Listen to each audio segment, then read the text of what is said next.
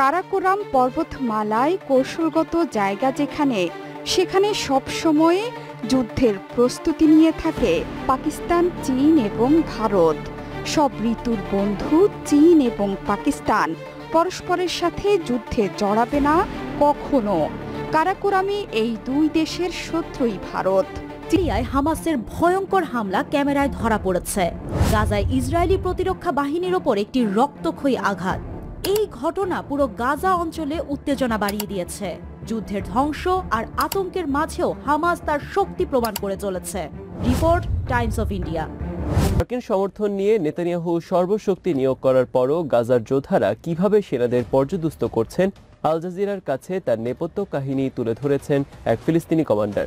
Palestine ক্রনিকলের live blog থেকে জানা গেছে, রোববার প্রতিরোধ যোদ্ধারা বিভিন্ন ফ্রন্টে ইসরায়েলি সেনাদের উপর আঘাত হেনেছেন।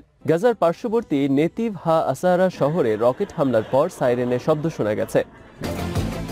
ইসরায়েলের জন্মলগ্ন থেকে টানা ৭৪ বছর ধরে দেশটিকে সহায়তা দিয়ে আসছে যুক্তরাষ্ট্র। ওয়াশিংটনের বদান্যতায় তেল আবিবের কাছে রয়েছে বিশ্বের অন্যতম প্রশিক্ষিত সেনাবাহিনী ও অত্যাধুনিক অস্ত্র।